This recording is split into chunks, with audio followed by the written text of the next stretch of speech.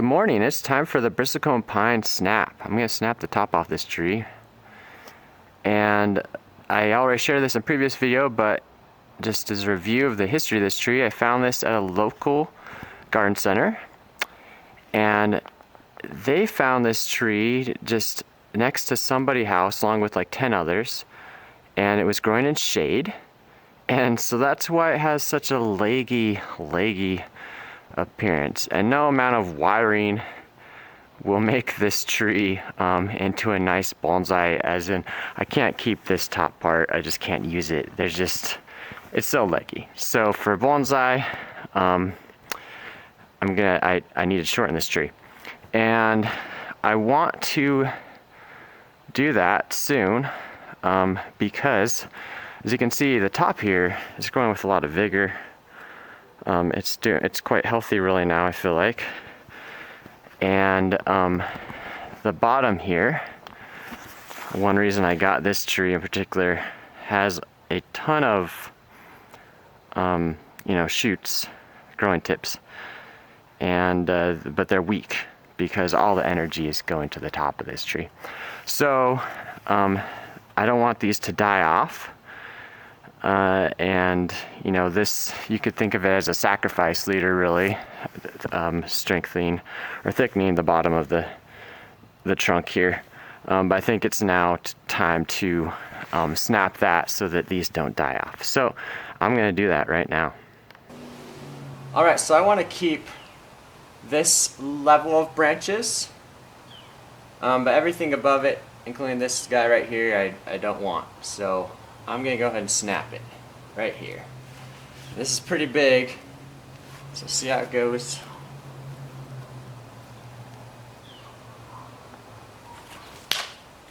Snap. Alright. And it is flexible. Okay. I'm going to kind of just tear down now. Alright.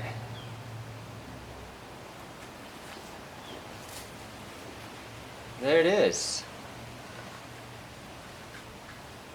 I'm going to keep going on this a little bit.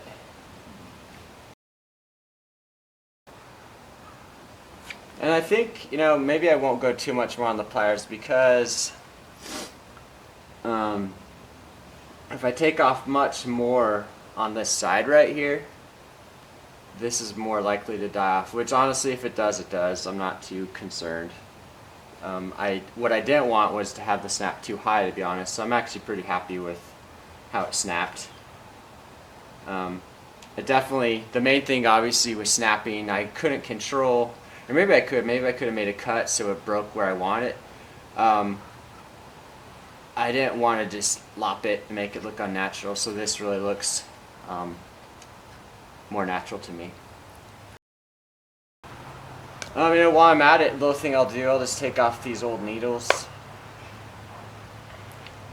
clean them off. And crazy thing with bristlecone pines is they keep their needles for a long time, or they at least can. These needles that I'm taking off, they're not too old, only a few years old, but yeah, they can keep their needles for something like 30 years, something crazy like that. So maybe some of the oldest needles, for any species. Most conifers, I'm guessing, needles only live for maybe 5 years, even less than that. But yeah, 30 years, so it's pretty long lived for a leaf. Alright, we'll call that good.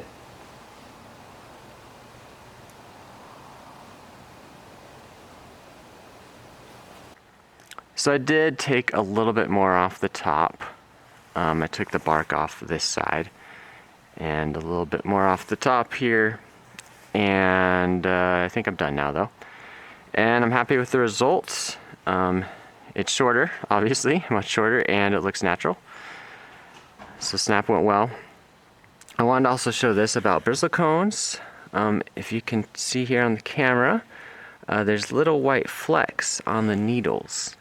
And at first when I saw this develop in the last few months, I was concerned because I thought insects, but from a few sources online, and there's lots of pictures, apparently this is pretty typical of bristlecones. They just get these white sap or resin flecks on their needles.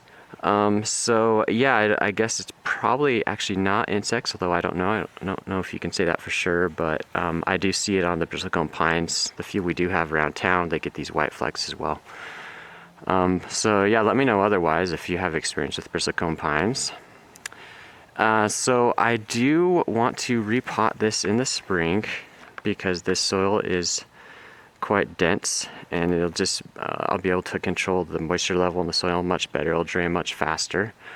I've read only 1 insult per year for pines, which is tell me, no, don't do that this spring, but maybe next spring. I've also read, 1 insult per season is fine. So yeah, I'm not sure. I'm kind of 50-50, I guess, whether I want to repot this because I don't want to overly stress the tree. This was obviously pretty traumatic what I did to it today. So yeah, let me know what you would do.